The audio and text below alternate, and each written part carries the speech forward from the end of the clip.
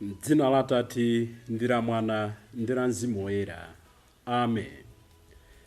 Tilandiranenso msabata ina ya mawu pano pa Tiyankhuleni Ambuye. Inu ndi ifeyo ndife anthu a mtundu umodzi. Tikupitiriza kusinkhasinkha za buku la Samueli, nkhani ya Davide. Mawa mu Uthenga Wabwino timva Ambuye Yesu akutchulidwa kuti ndodzadzidwa ndi chinzimu choyipa, koma Ambuye Yesu akufotokoza za tchimo limene lili losakhululukidwa kuchimwira Mzimu Woyera. Ndikulandireni abale ndi alongo pano pa Tiyankhuleni Ambuye. Lero ndi Lolemba pa 22 January chaka cha 2023. Ndi Lolemba la Mulungu wachitatu Pachaka. Mawu athu oyamba akuchokera m'buku lachiwiri la Samueli, mutu wa 5 ndi 1 kulekeza 7 kudzawerenganso ndi 10. Amene akutiwerengera mawu oyamba ndi Mr. Cosmas Phiri kuchokera ku Girime Parish mu Archdiocese ya Lilongwe. Ndipo salimo yathu salimo namba 89, pamene Mulungu akutsindika za chikondi chake pa mtumiki wake Davide. Mawu awa amveke kwa tonsefe. Kukhulupirika ndiponso chikondi changa chosasinthika zidzakhala pa iye, zidzakhala pa ife, zidzakhala pa inu. Ndipo Uthenga Wabwino ndi monga adalembera Marko Oyera, mutu wa 3 ndi 22 kulekeza 30. Amene akutiwerengera mawu a Uthenga Wabwino komanso kutigawira mawu ndi Reverend Father Francis Damaseke kuchokera ku Episcopal Conference of Malawi, ECM. Tiyeninso tsiku la lero tisinkhesinkhe limodzi.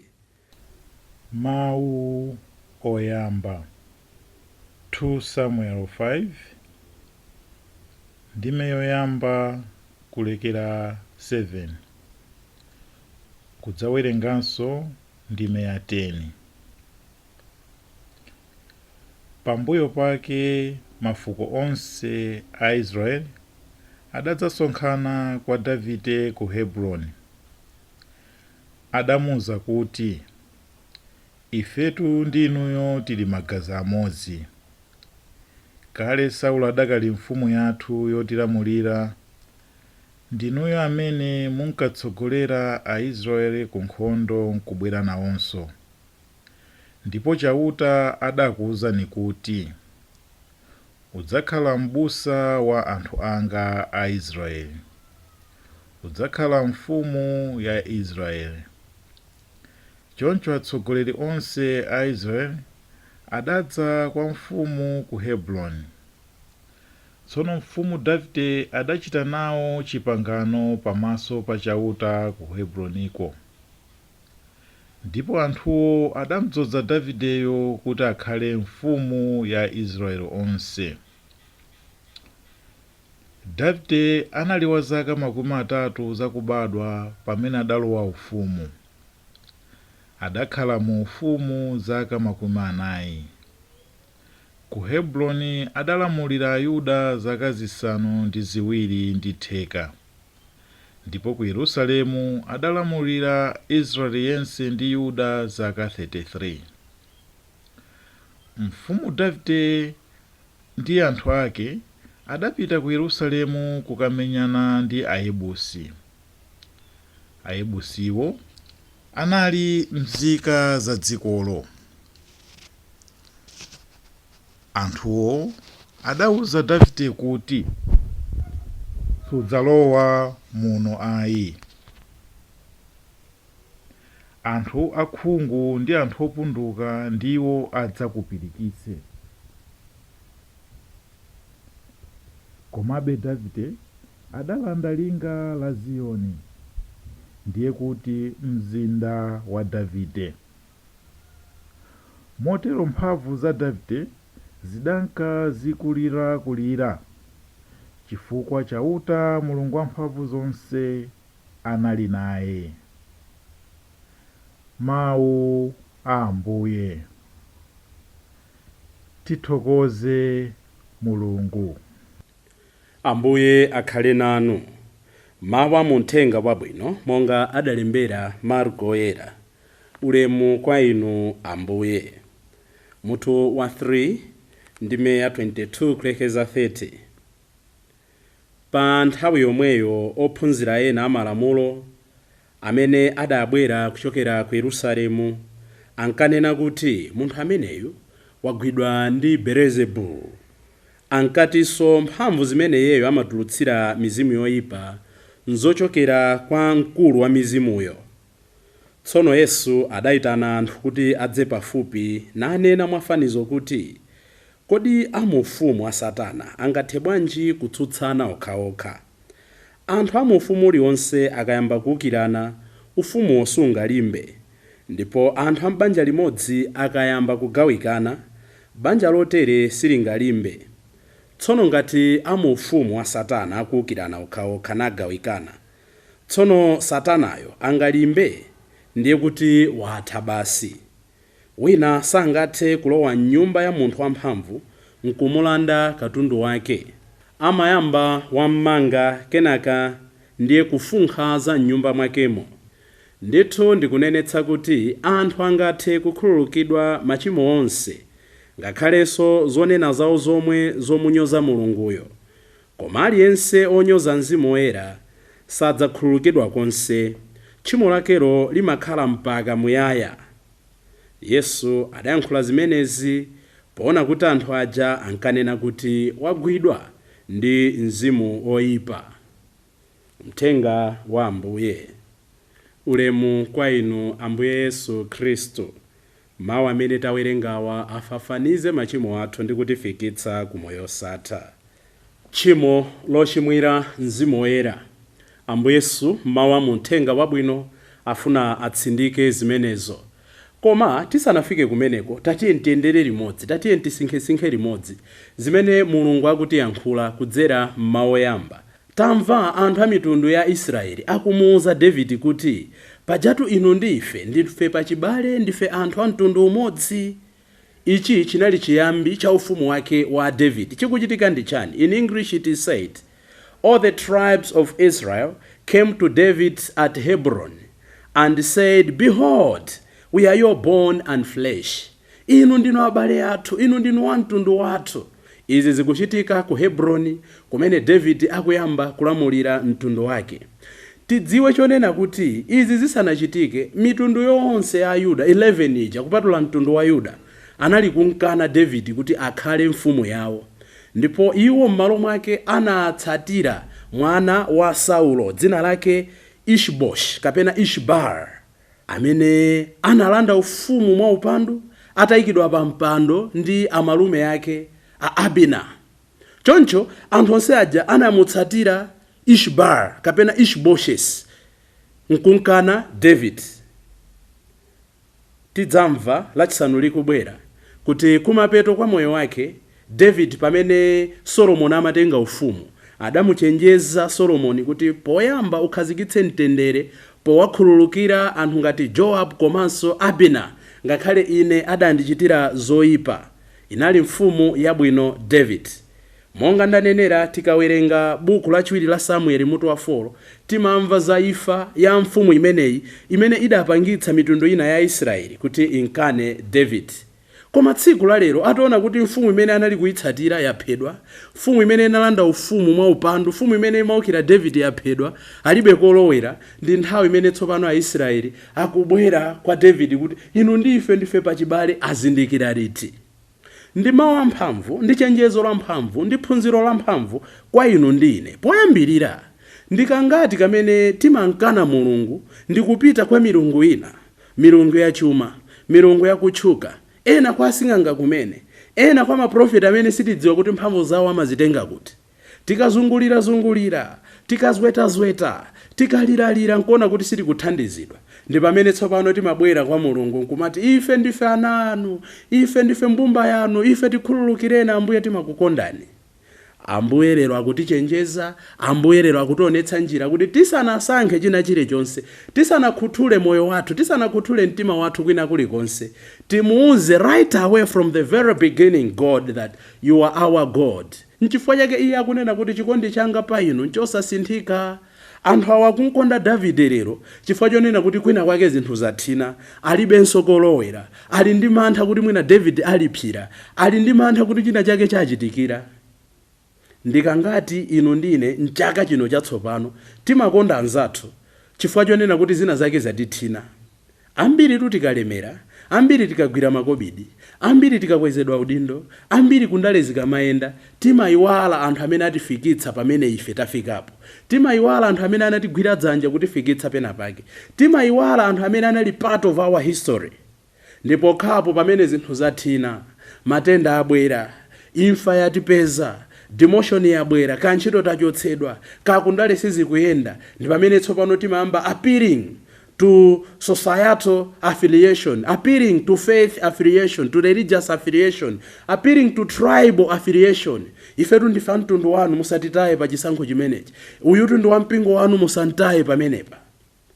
Tisamakumbukire anzathu pamene ife zinthu zoopsa zationekera, monga ikuchitira mitundu ya Aisraeli kumkumbukira David chifukwa chonena kuti mfumu ya upandu yawo inali itaphedwa. Tinkonde Mulungu poyamba chifukwa choti ndi Mulungu, tisankonde Mulungu chifukwa choti pena zatithina, matenda avuta, ayi. Tisakonde anthu chifukwa choti tufuna mavoti, ayi. Ifa nsembe, tisakonde anthu chifukwa chonena kuti tufuna misa za masika kumiphakati, ayi. Tatumikire, takonde chifukwa chonena kuti ndi mbumba ya Mulungu. We should choose Jesus right away in everything that we do. Izo zitachitika, David sakuakana anthu aja, akualandira, akuavomera. Ndipo kuyambira pamenepo kuchokera nthawi imene anavomera kukhala mfumu, anapachikidwa kukhala mfumu ku Hebroni kuja, David each day he was growing and became even the greatest king of all the time. Akutipatsa phunziro lonena kuti in God's plan there is always a hidden prize for greatness. Zinthu kuti zifike pa zazikulu monga mmene zikuonekera, pamakhala pachitika zina zake, pachitika nsembe zina zake, pachitika kudzipereka kwina kwake, kwakhala discipline ina yake.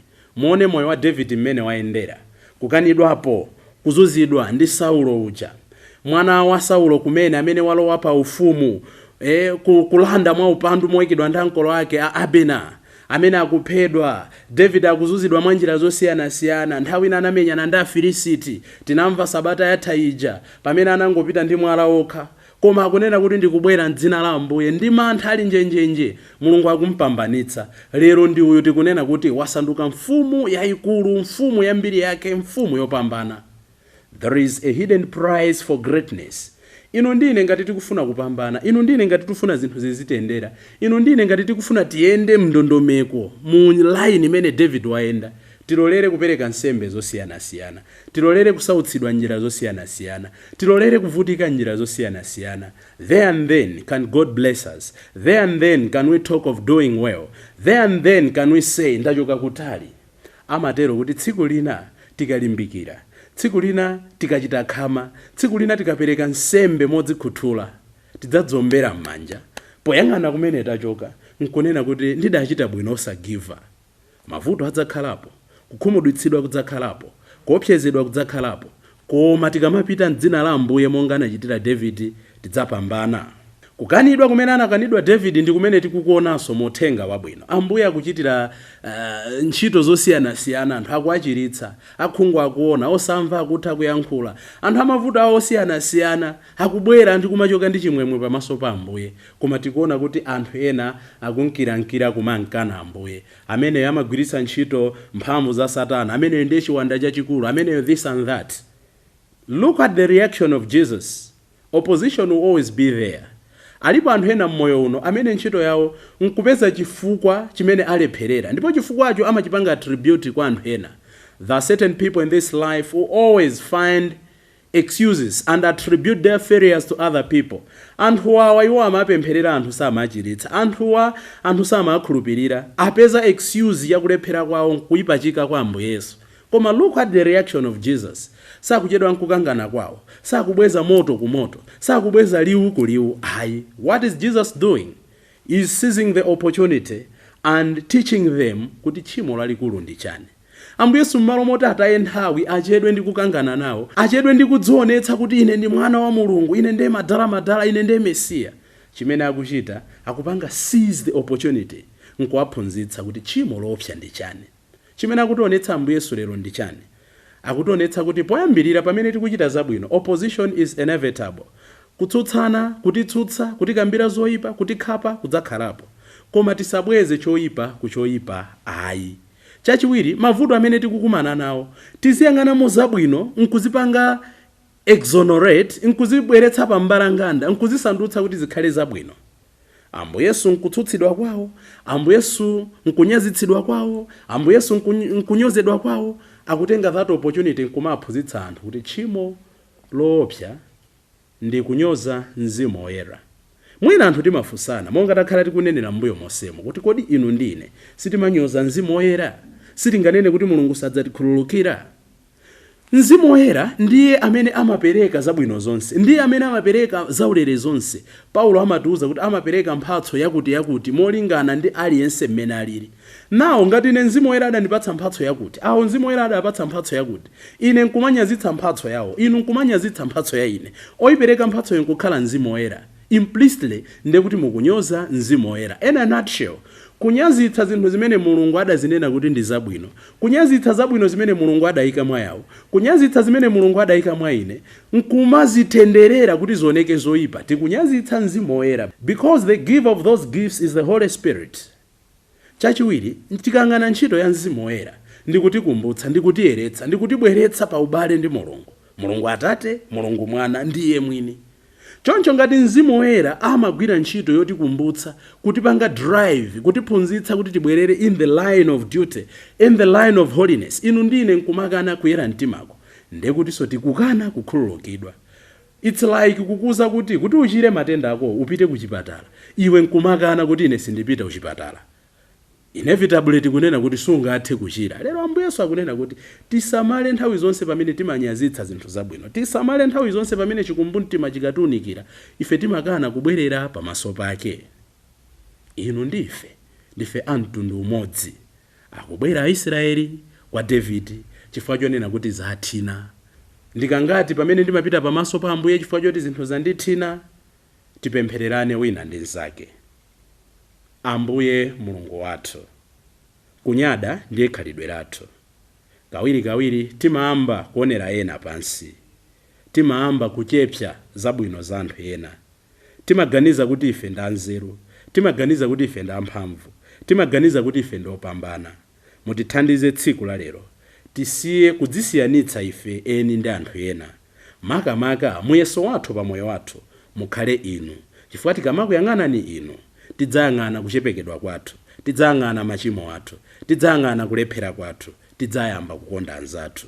Limenelo Ambuye likhale pemphero lathu tsopano ndi pa nthawi zosatha.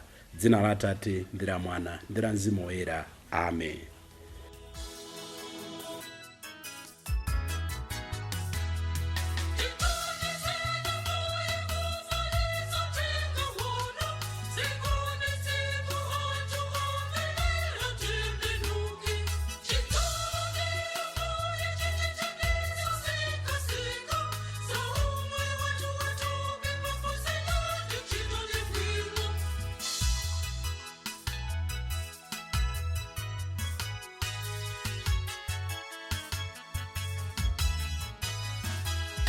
Jingle